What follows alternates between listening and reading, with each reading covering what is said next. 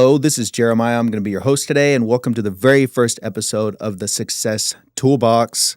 Today, we're going to hear an incredible story of resilience, reinvention, and what is truly possible when someone refuses to quit. Our guest today is Donna Kreisler, the founder of the Successful Toolbox. She arrived in America with only $300, no wealthy family, no college education, no connections, was a divorced single mother, weighed over 350 pounds. Today, she owns multiple seven-figure businesses, has helped thousands of entrepreneurs, lost 150 pounds, and created the Prosperity Mindset System. Donna, thank you for being here today. You're very welcome. It's a pleasure. Of course. So, just got a few questions. I'm going to start off from the beginning, right? So, what would you consider yourself to be before you were a success? You know, it's very funny because I think about the answers to these questions, and there's so many paths to the kingdom of heaven. There's so many versions of ourselves. Becoming the best version of yourself requires being uncomfortable and going through a lot of different versions. So when I'm asked a lot of times about who I was back then, I'm proud of every part and every phase that I was in, but it was a completely different person. When I look back 15 years ago, when I first arrived in LA, and when I look back 25 years ago, and when I look back 30 years ago, I'm 56 now. It's the same Donna, but in a different kind of essence, a different enhanced version. Every phase brought me closer to this version today, and I'm not even close yet to where I want to be. I'm still, definitely, growing and learning to be uncomfortable in different parts, because you get comfortable very easy. It's very, when I remember when I was, making $2,000-$3,000 a month, I always thought to myself, my God, if I could only double that, if I could just double my income to $6,000, my life would be set. And every time you get to a certain new tier, you discover, more. And so that Donna was very insecure, very unconfident, very, I think, scared. There was a lot of fear, a lot of time around my life. And I think just a lot of scrambling. I was just hustling. I was trying to do everything I could, but really, sort of lost, didn't know the way. So when you don't know the way to get to where you want to go, you end up wasting a lot of time. And it takes a lot longer. And that's why, it took me a long time. And my hope and my prayer for myself is that I can motivate, inspire one person, to be able to do it faster than I did it, and to just learn how to dream again, because I think life beats us up. Life has a way of beating us up. And if we can just find that path and have the vision, then you have a chance. All I want to do is give people that chance. Well, I've known you and worked directly with you for the last 2 years, and I'm not sure if faster is something that I've seen myself. So it's good to lean in on that fear that you spoke about. Learning how to lean on that fear and that it's really on your side is one of the most beautiful things that to partake in. So what would you consider yourself like 15 years ago? So I remember when I arrived in Los Angeles, I think I was a more naive version of today, younger. 15 years goes by really quick. We don't realize it, all of us, but it just flies by. I had a lot of ambition, but I didn't really believe that I was going to be able to do it. I didn't really know or believe that I was going to be able to succeed. And again, we can go into the essence of defining what success is. I just wanted to be able to have a life that I could be proud of. And I wanted to be able to provide for my family. I wanted more for my daughter. I wanted to be able to wake up in the morning and feel comfortable. And I wasn't, if that makes sense. That's fair. Yeah, I think you're not alone in that. I felt that exact same thing with myself, and it's a battle. Yeah. It's a daily reprieve. It is. It takes conditioning over the course of time and working on yourself. I think that's a big thing, what you just talked about, because a lot of people are looking for these shortcuts, like these magic kind of get me there now. And I wish I had that recipe, but I don't. And I don't try to sell something I don't believe in. it took a long time for me. I believe it can be done faster. If I had mentors and guidance, maybe I would have been able to achieve my goals faster. But I think that when I look back on my personal path, I needed that time to get, like, everything happens for a reason, and I needed to go through a lot of hardship myself because I'm the kind of person, I guess, that learns from, eating shit. I'm not embarrassed to say it. Sometimes people try to tell you, "Hey, don't go down that path because you might get in trouble." But I was like, "Let me go down there and see what's there." Let me see what's up. So everyone learns differently, and understanding that and really being able to understand what needs to be done and when and how is a big advantage. And I didn't have that, so I had to go. I call it the longer path. Yeah, I think you're not alone. That fear that you spoke about is Mhm. something, and learning to see that the fear is actually on your side. You have to go through it. Mhm. I wish that I could learn by reading a book, but unfortunately, I've got to learn the hard way, just like you. And I think many of the people that might be listening are also in that same boat. But Yeah. I think there's a lot of different ways to do things, and sometimes we're looking to do something that someone did, but we have to realize that every single one of us is a unique being.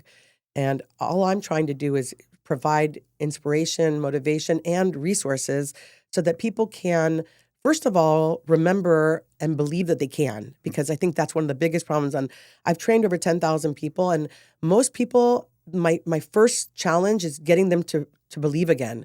When you're a baby and when you're a child, it's so dangerous because kids think they can fly, right? So it's scary. Like kids, they think that there's nothing that can stop them. And I look at that and I think to myself, where did things change for us as adults? Because at one point in life, we lose that naivety, we lose that innocence, we forget, that we can do anything, and we start to listen to everyone around us telling us what we cannot do. And there's so much of what we cannot do. So we start to believe in that. And that is a very slippery slope because once you start to get into this conditioning, this daily routine of not believing that you can, you you stop dreaming. You stop, having the vision. And that to me is very dangerous because then we get into the matrix of Yeah. getting up in the morning, put on our pants, going to that job that we hate, paying the bills. And I was in that for many, many, many years, doing things that I didn't love. I wasn't passionate about them, but I had to pay my bills. So I want people to believe again. I want them to dream again. I want them to be able to look and see that there is no ceiling, that you can do anything. Yes, you need to have the right tools. Yes, you have to have motivation. Yes, you have to have discipline, but you can acquire those things. You don't need to give up. yeah. Before the podcast, you mentioned only having $300 when you first showed up to Los Angeles. Tell us what that really looked like. Did you have a plan, or was it simply were you hoping that it would work itself out? So I have a long story. I won't go into full details because it would take us probably 3 hours. But I do want to put some highlights. I was living back then in Israel.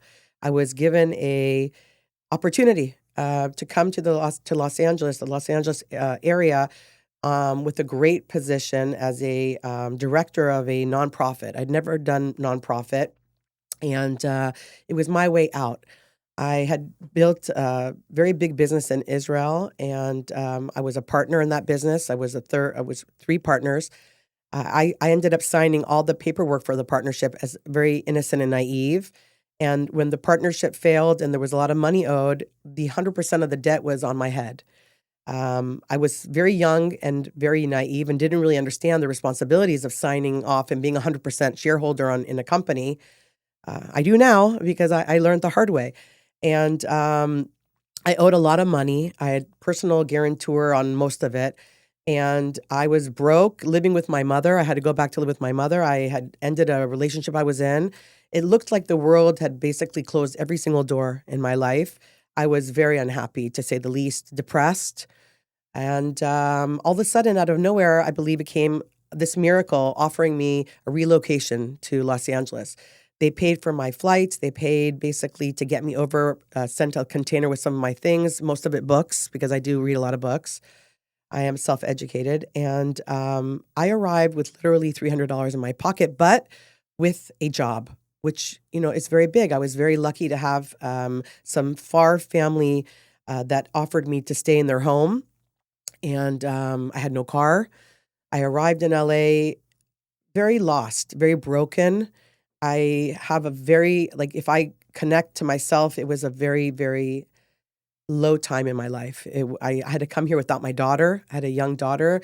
I had to leave her back then, to get settled and then bring her here. And that's how I started. And it was scary. It was very scary because I hadn't been back for about 15 years. And I felt like my English wasn't good enough. My vocabulary wasn't good enough. I wasn't good enough, period. I just, I felt a lot of guilt for leaving my daughter, guilt for failing. And I started my job literally a week after I got here. It was, like I said, a director of a nonprofit. I've always tried to excel at everything I do, but I never really connected to nonprofit. Like, to me, everything was about making money, So here I am, like, now being put into a position where they're telling me you don't have to make money, you just have to make a change. And it did help define a lot of who I am today. Having to struggle and really go into, it's like taking a fish out of water and telling him, now survive on land. But I believe that everything that we were what's put in our path is put there to shape us and inform us. And we don't always understand why it's happening to us, because like I went through so much hardship, and I always ask myself, I'm a good person. Why is God doing this to me? I'm a very spiritual person. But there's some things that you don't understand while they're happening, but time goes by and then you understand that you needed to go through that passage or that lesson or that pain, to get to where you really need to go. So, what do you think is the turning point or the defining moment that made you change your mindset? So, I look back and I really ask myself that question, and I have to be very honest with anyone listening and tell them that there wasn't one point. Hmm. It didn't happen overnight. I don't know if that's something that really happens. There were many, many points. There were many, many, like little milestones that I could talk about. I remember very, very, very distinctly a few that I can share.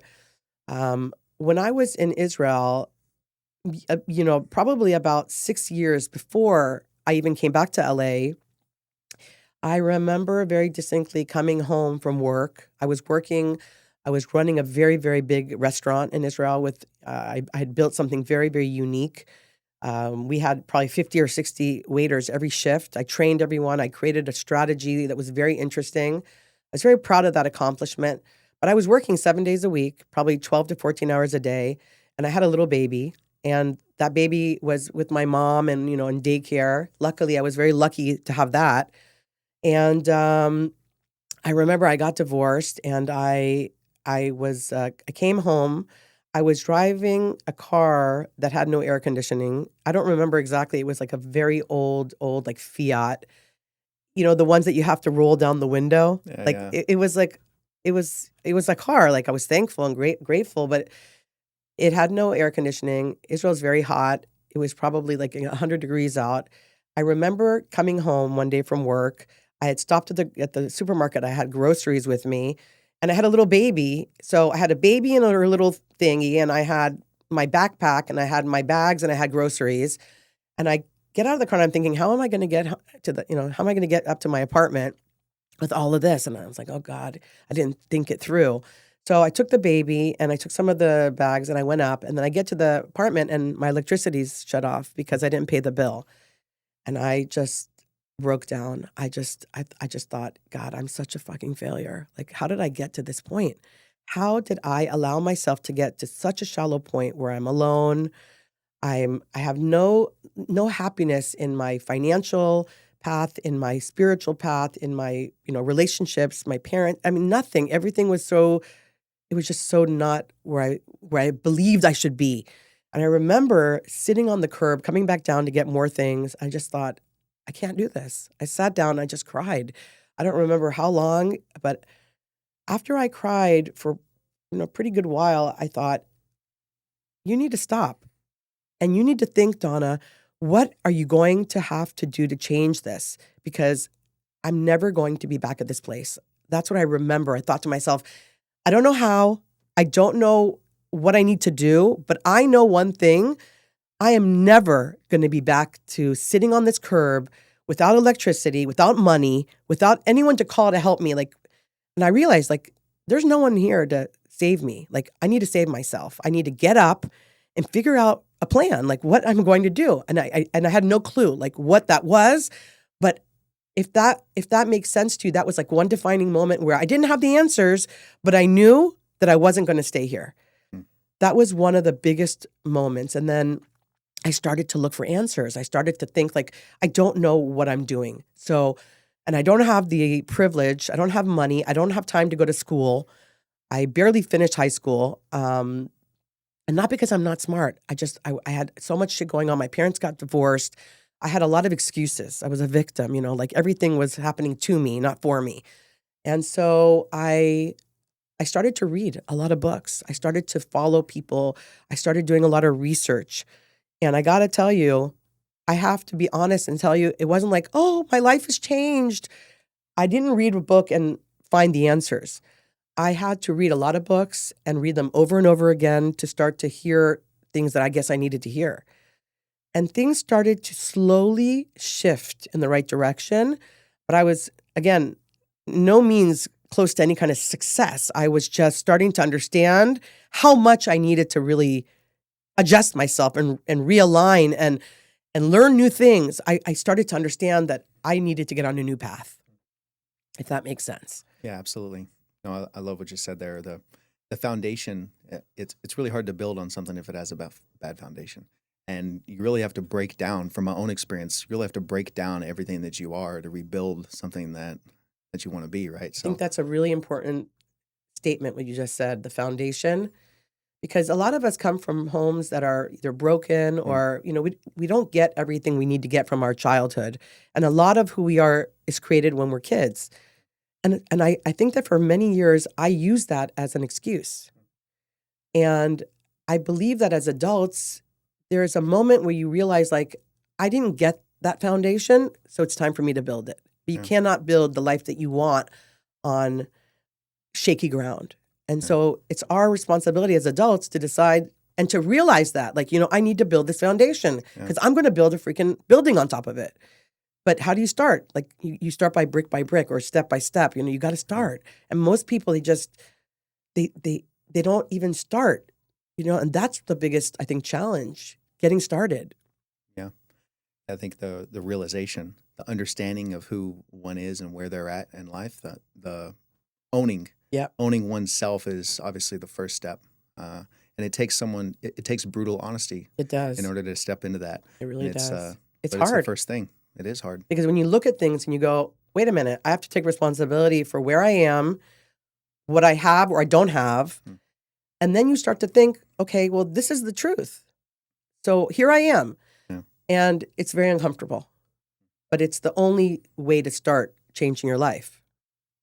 If someone was going to take an account of themselves, what do you think would be the first step? Is it a specific book? Is it a mentor? Is it following somebody like you had mentioned that you did? What do you think is the first step for them? I believe that everything starts with awareness. I really, really believe that for so many years, a lot of people, they just they don't want to really be aware of where they are because then they have to be accountable and they have to start, looking at their life. Yeah. It's easier to numb that, and we all do that. I numbed myself for many years with food. I numbed myself with many years with overspending. I didn't make a lot of money, but I was always in debt. I always was, my paycheck arrived and was already gone. I already owed money. And I believe that came from just numbing myself. I didn't want to have to feel the pain. So I have to say that I believe that the biggest part of starting is being aware, being honest, getting to that point where you're willing to look at where you are and own it. That's where it starts.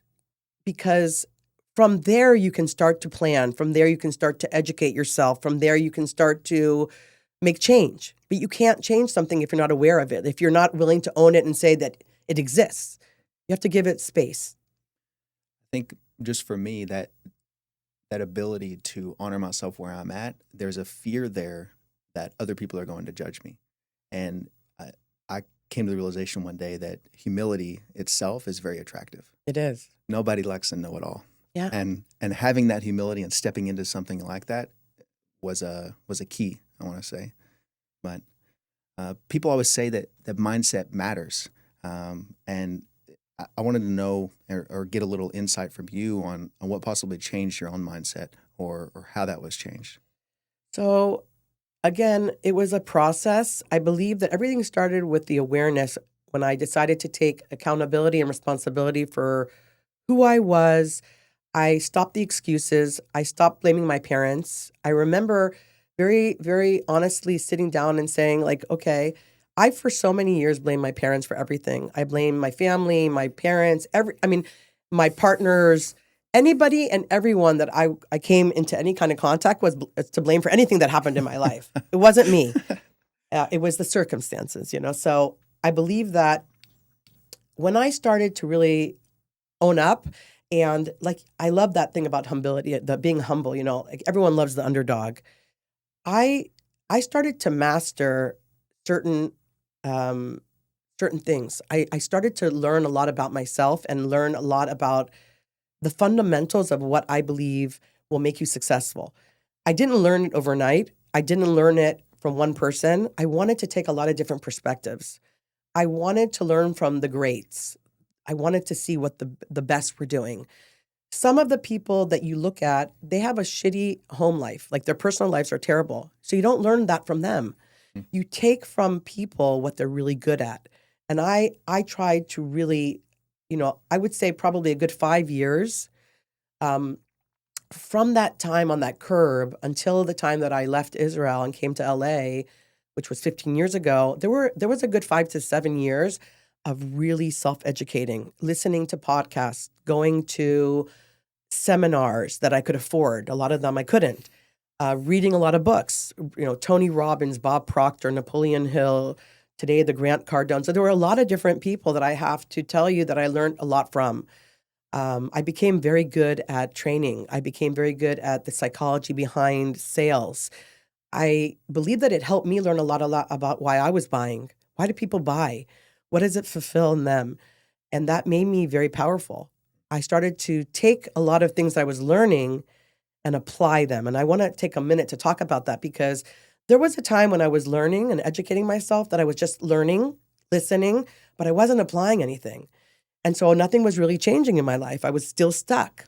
And I thought, God, this must be the biggest BS. I'm learning all this, but nothing's really changing in my life.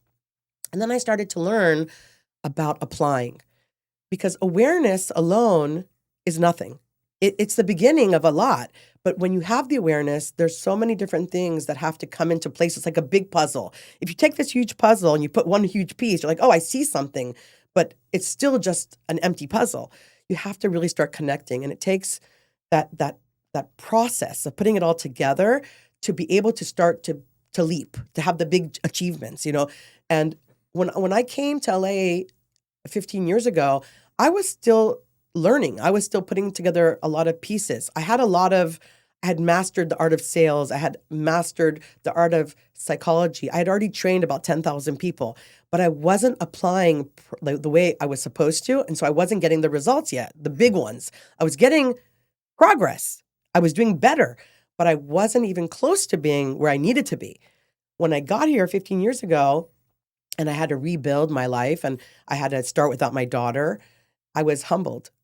I was starting from zero. I remember my dad bought me a Lincoln Town Car. It was like a 1989 Lincoln Town Car. It was embarrassing, but I had a car. You know, I was grateful to have a car, but I still had a lot of resentment. Like, why buy me that? Why do this? Why was my life so hard? Why were my parents not able to help me? I was still in a lot of victim mode, a lot better than before, but I was still falling into those old patterns. But I had the awareness to realize, like, hey, you're falling into that pattern. Stop. And when I got here 15 years ago, it took me a good 5, 6 years again to take more education, more self-education. I was doing better. I could go to more seminars, more education, more applying. And I saw my life starting to move into a certain direction that I was starting to see fruit. I was starting to see more fruition. I was starting to see myself become more and more powerful. So that's part of, I think that's a big part of that. Yeah. Yourself. Yeah. Well, did the Lincoln Town Car have automatic windows? It did. So you're heading in the right direction. It was definitely progress. Like I said, I can tell you that my daughter was embarrassed. Mm. I had to drop her off at school because she went, when I first got here, I put her in like a private school. I got help. It was subsidized. I couldn't even afford it. And only for a very short time, I had to, like, when you go to these schools, you have to like drive in so everyone sees your car. She was like, "Mom, can you drop me off in the front?" So it humbled me again to realize that, because, we were driving into a school that everyone was with these fancy schmancy cars. I didn't even understand that yet. 6 months later, she decided to go to a public school where we lived, and she still didn't want me to drive up onto the curb. So, there's a lot of different things you start to understand that society looks at and basically judges you for your clothing and your cars and who, there's this image of who you are that's created that has nothing to do with who you are, but it's created by what people see and what they believe you are. And that taught me a lot too. A lot of good things that I needed to learn. And that comes from that place of humility, like being humble. Mm. I definitely learned a lot there.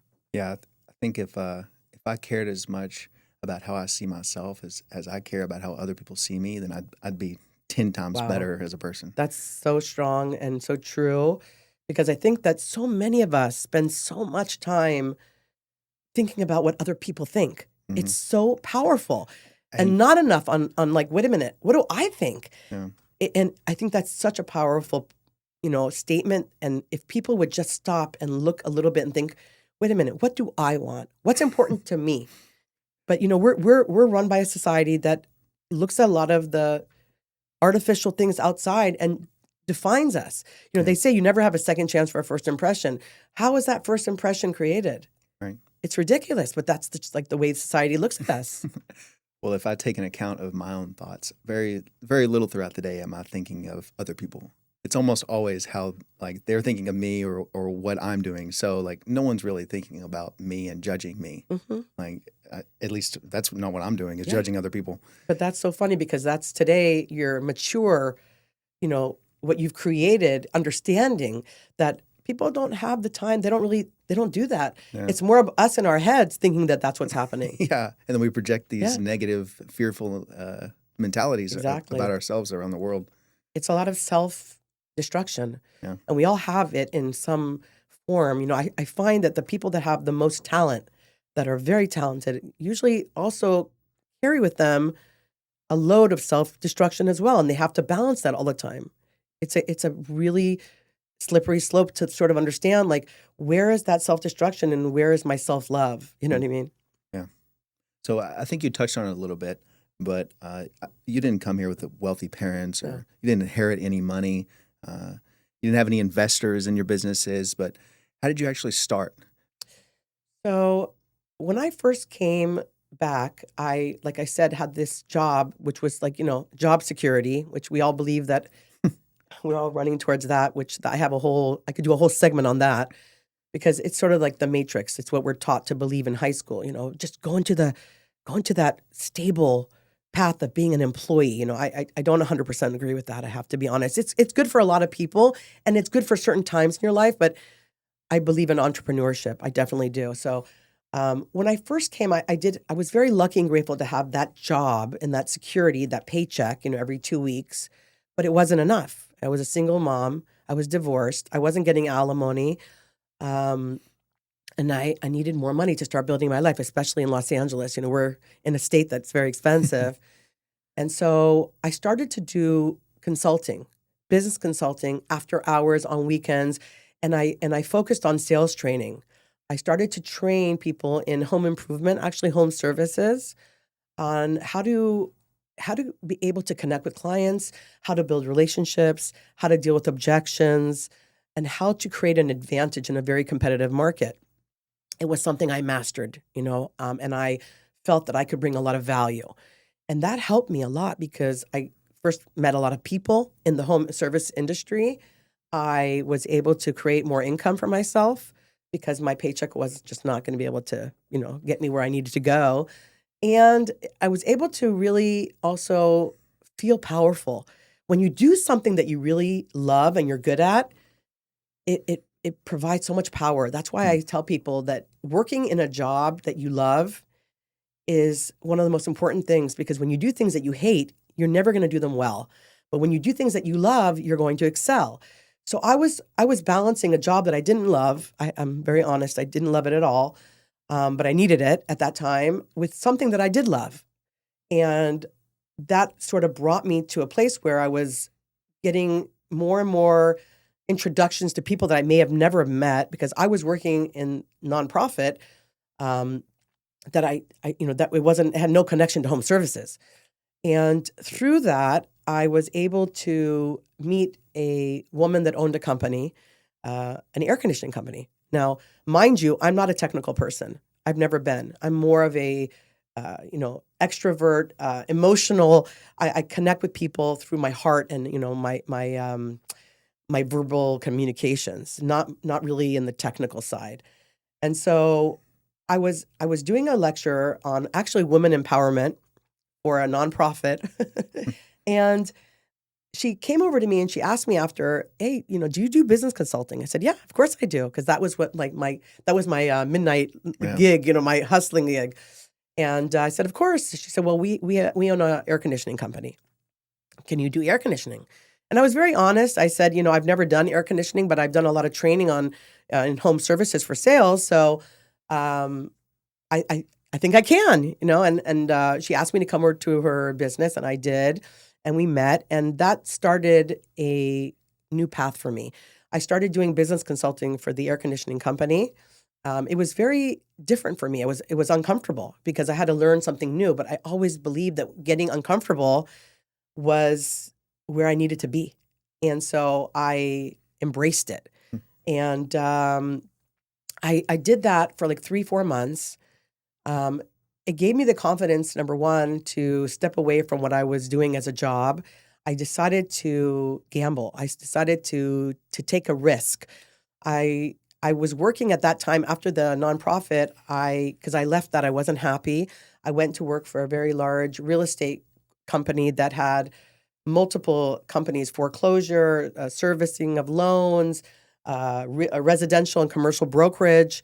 And I had started from zero there as like a secretary, and I worked my way up to becoming chief operating officer. And I decided to walk away from that. It wasn't my passion, and to really focus on business consulting. And I went into this air conditioning company thinking, here I am going to do business consulting. I was doing consulting for other companies. I was also doing sales training.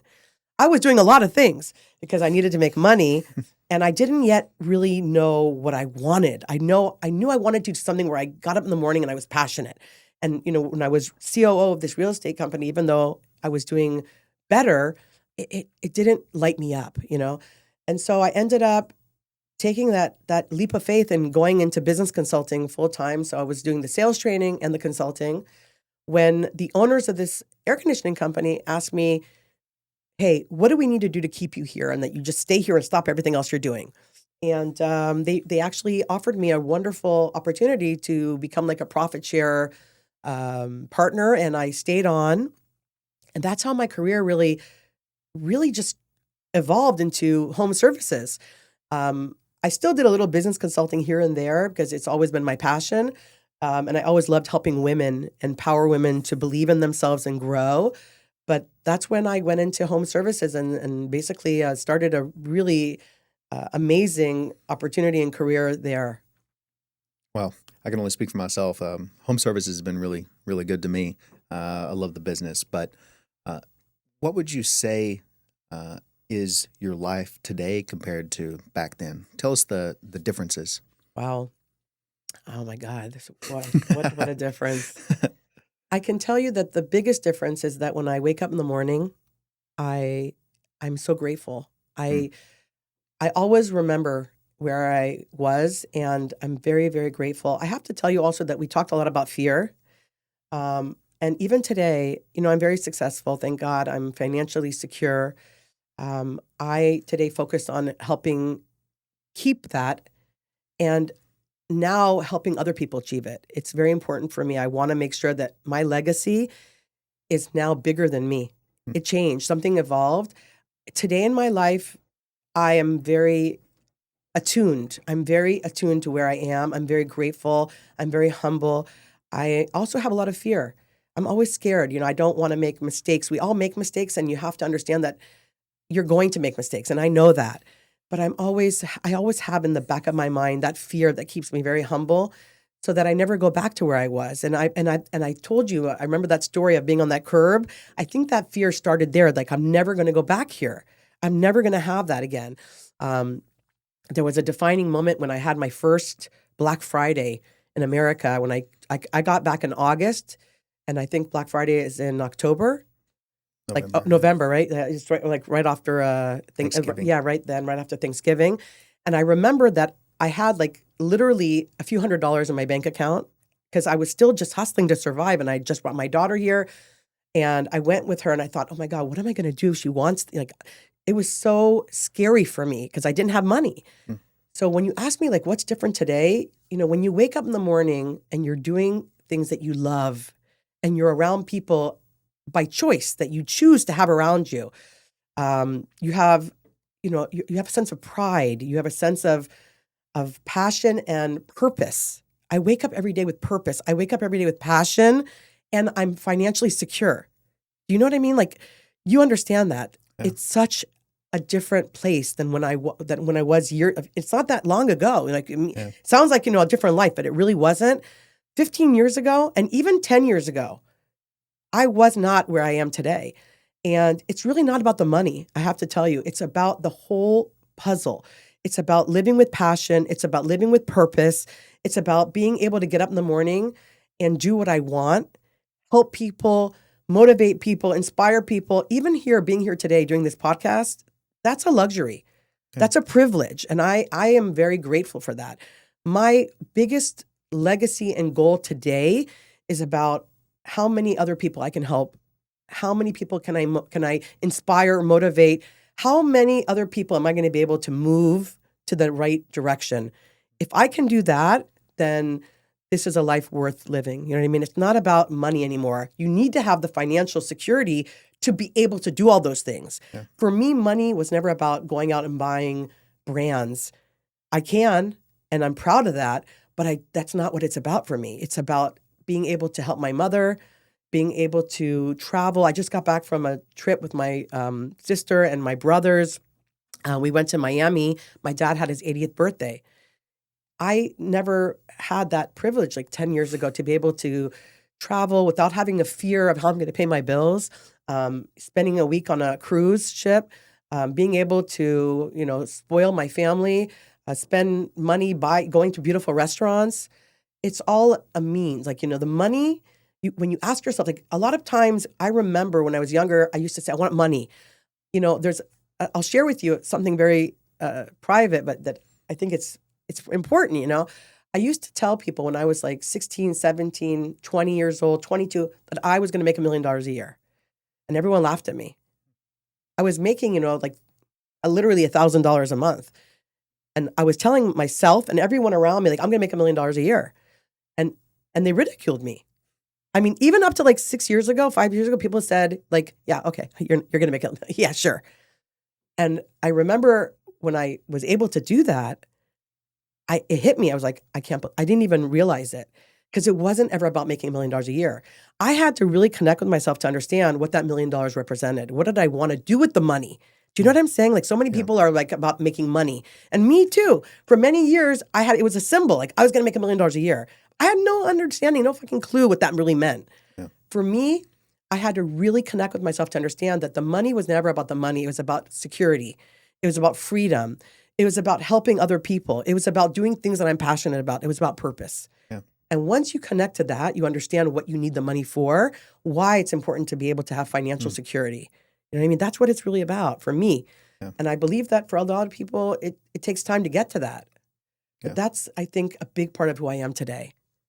Yeah, I think you said something really crucial there is there's the why. Yeah. You spoke about it, but defining the why for somebody is a really hard exercise. It's something that you really have to go through. And from my own experience, I defined a why, and then I realized 6 months later that why didn't matter anymore because that wasn't my why anymore. My why had changed. It's so important. The why changes the The affirmations changed. I'm talking about a lot of things. A lot of people might be listening going, what does that mean?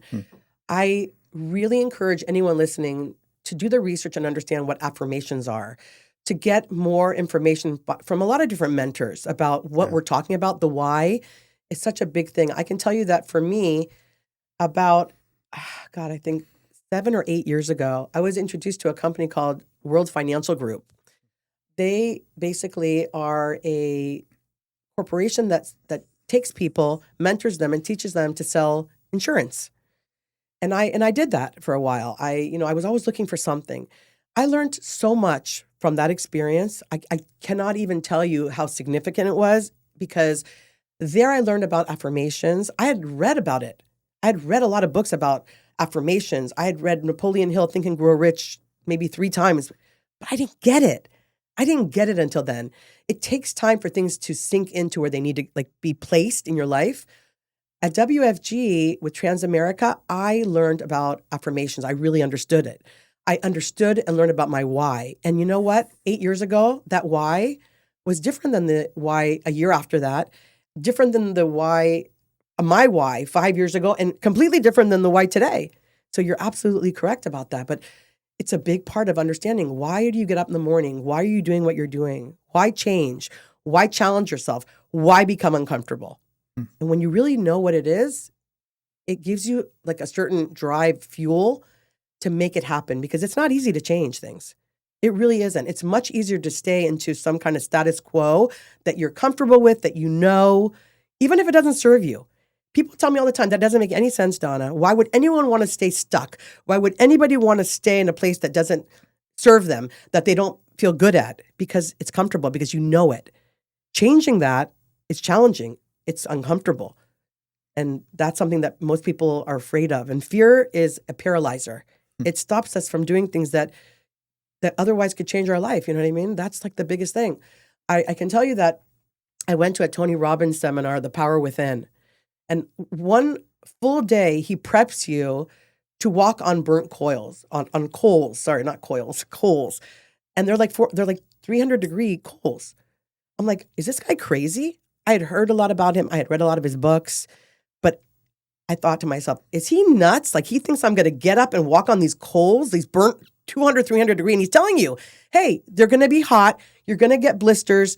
It's okay. You'll survive. I mean, literally 8 to 10 hours of prepping your mind to be able to do it. Not physical, your mind, right? Now, mind you, there were 10,000 people in that auditorium.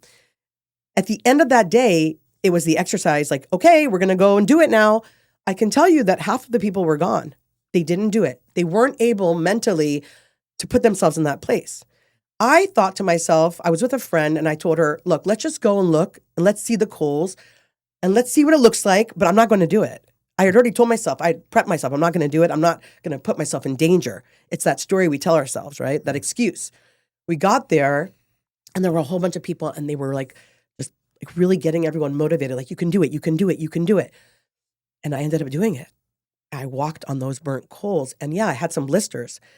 And the next morning, I remember coming into the auditorium for the second day and Tony Robbins said, you last night walked on a path of burnt coals. What are you telling yourself that you cannot do? Because you just did something that you thought you never could do, right? And that was that was a moment that my life changed. I just thought, oh my God, what have I been telling myself for years that I cannot do? Because I can do anything I decide I can do. It's in the decision of making that decision in your head, I can do it. That's where everyone's stuck. You know what I mean? We stick ourselves with these things that you can't do it because I'm going to die, I'm going to get hurt.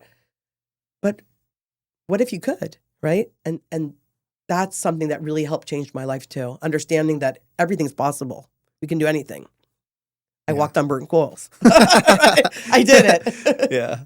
I think you touched on something crucial there about sacrifice. Yes. About what it takes to get to the place that you want to be at. So I know we spoke briefly about, your success today and kind of what that looks like, but I don't think people understand fully what that takes and how you really get there. Well, I got to tell you something. I think it's funny because a lot of people I believe that there's a lot of different paths to get to where you want to go. And I am definitely not coming here to tell you I know it all, because I'm learning every day. I'm just sharing with what I've learned, to try to help someone else. I read a lot of times people saying, like, you don't have to work hard, you have to work smart. I never had the privilege to go to like school. I don't have a college degree. I had to do things differently.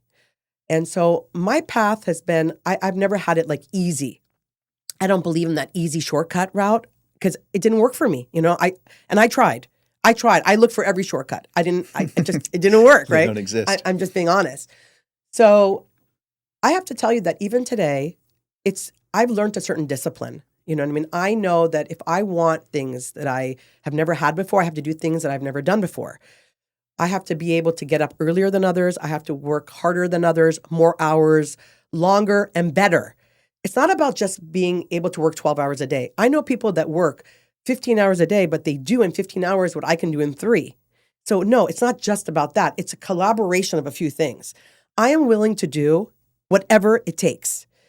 I am willing to learn whatever I need to learn. I'm willing to expand my bandwidth to whatever it needs.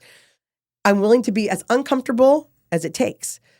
And that's the sacrifice. You know what I mean? Like, I believe in leading by example. I could right now probably already retire. I could probably, sit at home 3-4 days a week. I don't have to be in my business. My business works without me. I have a great group of people, as you know, you're one of them, that work with me. But I decide every day that I am a leader and I am not even close to where I want to be yet because I want so much for others. Like, my path has a long road ahead of me because I want to inspire other people. So I elect to get up every morning. I'm usually in the office by 7:38. I'm usually the last one in the office. I work Saturdays. I work Sundays. Now, Jeremiah, I'm not saying that that's for everyone. I'm not. And I'm not saying that that's what you have to do to get to where you want to go. I'm saying that that's what I believe worked for me. I believe that you have to be able to do what others will not do to get what they don't have. You know what I mean? That's just what I practice. I don't believe in telling people to do things that I don't do myself. And so I have a lot of single moms. I have a lot of people that have had, addiction issues, that have had a hard life. And I want everyone to know that so have I, and that you can change things, and there is no ceiling, and there's no one in my businesses that are going to tell you that you can't. It's all about what you're willing to do to get there. You can't have $100,000 income if you're not valued at that, if you're not worth it. But if you're able to bring yourself to bring value, that value will pay you. And that's what I did. I worked for a company. I was making probably like $4,000 or $5,000 a month, not long ago, probably 6-7 years ago. And I thought, how am I going to be able to make $8,000, $10,000 a month? I needed to be more valuable. So I had to learn new things. I had to stretch that my bandwidth. I had to take the time. I have a license in real estate. I have a license in every kind of insurance that you can imagine. I had to go and learn things because you can't self-educate. There's no excuses. I had to get licensed. I'm a contractor. In this state, you can become a contractor by renting a license. Yes, I know it sounds crazy, but you can rent a license. You can know nothing about what you're doing and have a license, and you can build someone's home. And I don't believe in that. So I went and I learned. I had to get it myself. I had to pass those tests. So I am self-educated. And those things, they help me like really expand my bandwidth. And that expansion helped my financial expansion. Everything is connected to everything. And so the sacrifice, it's real.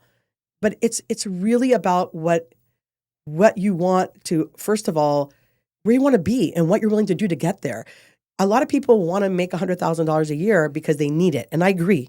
In the state of California, you need $100,000.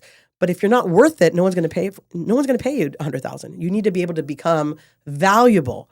And that's what I try to preach, and that's what I try to also lead by. That's part of what I think makes the difference. Not everyone's willing to pay that price. Most people are not. No, definitely not. But that's advantage because, in the end, I had to make a decision one day that no one else was going to outwork me. And it's the people around me that work harder that make me push harder myself. So there's that healthy competition that people don't really want to acknowledge a lot of the time. And I want to tell you something, because I've seen your path too. Sometimes it takes time. You know what I mean? I know people, they start to do things differently and they expect, like right now, everything has to change. It doesn't work that way, but it works and it happens. It doesn't happen always when you're expecting it. But I truly believe that when I started making the changes, I thought at that point that things would already like really start evolving for me. Overnight. I worked for that company for almost 7 years. And I was making very good money, don't get me wrong. And I was in profit share and I was already in a different place. But it didn't pop yet. It didn't happen for me yet.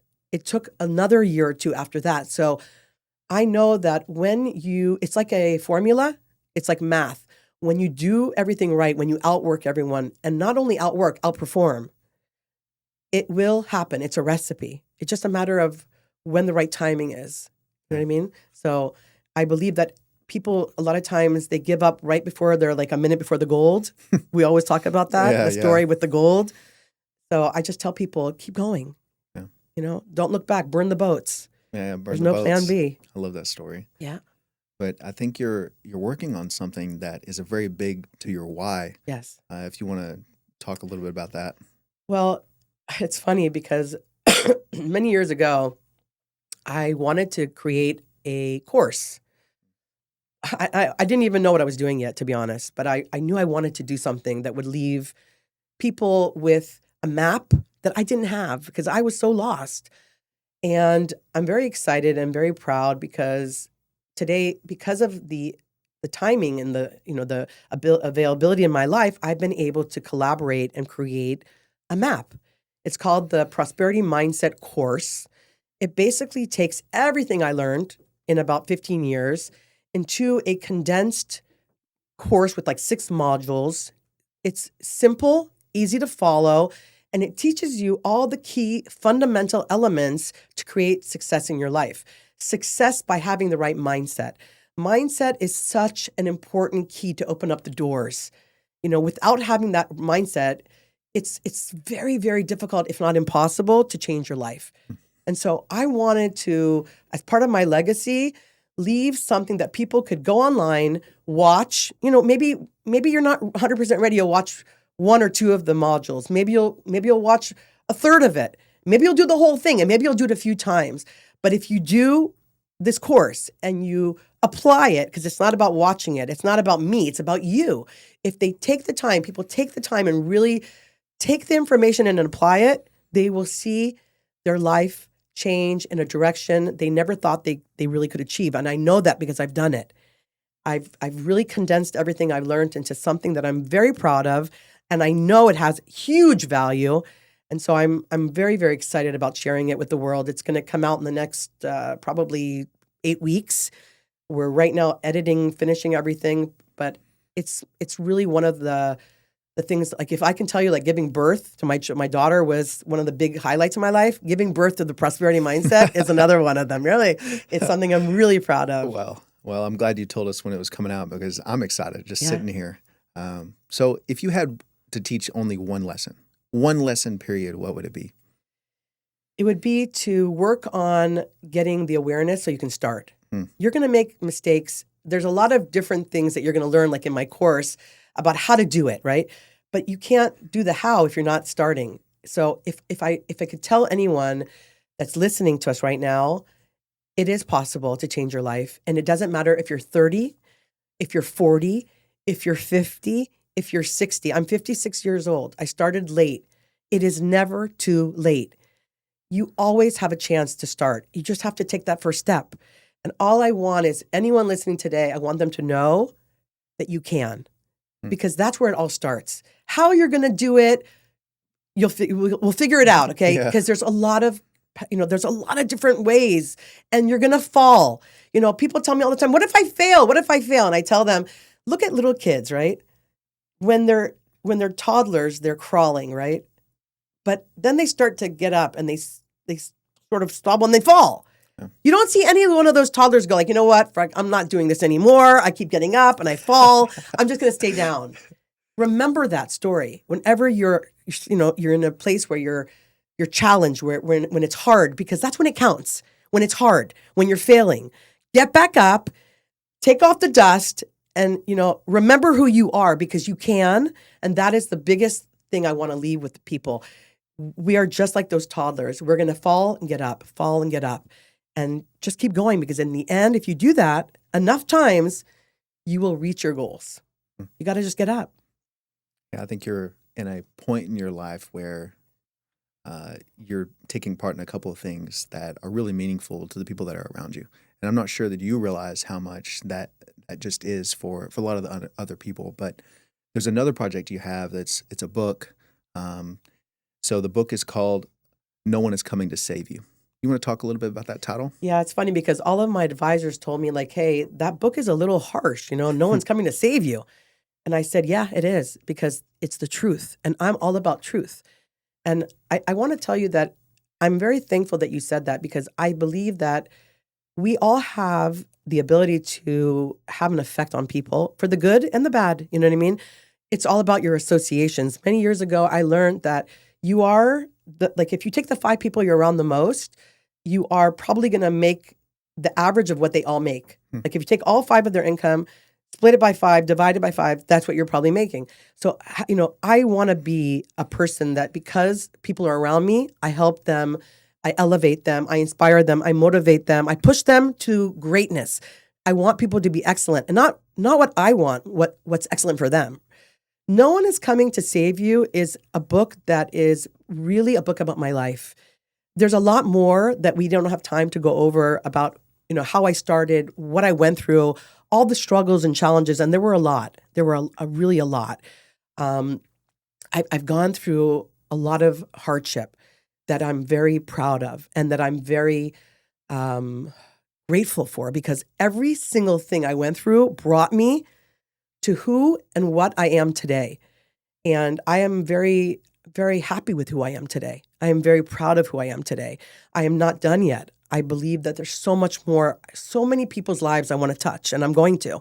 I made it my biggest goal in life. The book is a way for people to really read and understand how a girl that's broken, that is, comes from a home that's broken, which a lot of us are, takes the reins, and through a lot of different challenges and a lot of different struggles, recreates a life that she can be proud of, and is able to do that and help other people by building a system, showing people that there is a way. Because you know what? It's scary. And when you don't have parents that can teach you, and I didn't, and you don't have that kind of mentorship or anyone that can really guide you, people sometimes are born into a life that they were born into, they say this life with parents that are very, very hands-on, and they're very, very conservative, and they help them and they guide them and they teach them, and then they go to school and college, and that's a great path. And, even in that path, there's a lot of challenges and struggles. I know that most of us, if we didn't have that, we feel very lost, and that we don't have any kind of chance to take our life and live the life that we maybe once dreamed of, because we don't even dream anymore. That book is here to tell you that you can. That no one is going to come and do it for you, and no one's going to save you. Get up, stop feeling sorry for yourself, because it won't help. It won't change it. There is a way, and I'm going to show it to you, and I'm going to prove it to you, because I believe that there's a lot of different mentors, and there's a lot of consultants, and there's a lot of different people that, show us. I lived it. I live it. I still do it to this day. I run businesses. I have a lot of employees. I train people. I do everything that I preach. You know what I mean? I teach by doing it myself and showing people that it is 100% something you can accomplish. And if anyone listening will, finish this and say, I can now, and have a little bit of spark, then you know what? We did something amazing then. And I'm super fired up because of that. That's all I want, really. Yeah.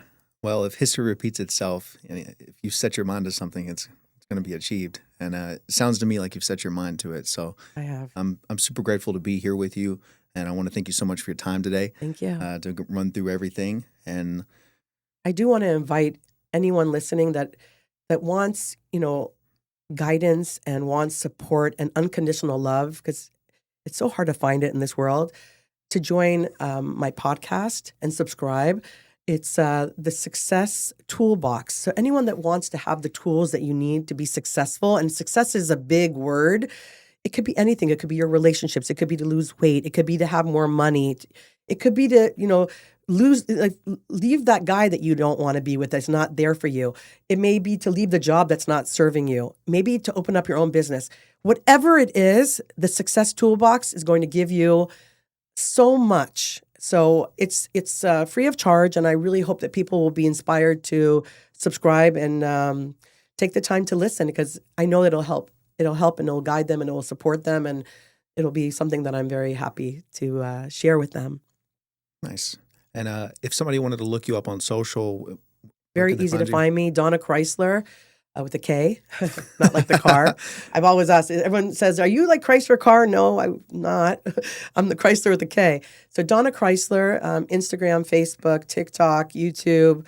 Anything I can do to help anyone, I'm always there. And soon I'll be able to share the Prosperity Mindset course and the book. But in the meantime, they can follow our podcast and follow us on social media. And I know that they'll get inspired. And that's all we ask. It's not going to be perfect. It's going to be messy. You're not going to just get up and it's going to be like in this. There's these people that, I don't know, they sell this like fairy tale of like, do this and your life will change. I'm here to tell you that's not going to happen. But if you do the right things, you could be inspired to have a much bigger life by doing a system and process and changing things. It's possible, you know what I mean? But it's not overnight. It's not a magic trick. And so hopefully you'll be able to see that. It's going to be messy, but it'll be fun. It's part of the journey. Get ready. Buckle up. Buckle up, buttercup. Yeah. Again, I want to thank you for your time today. And yeah. Thank you. Of course.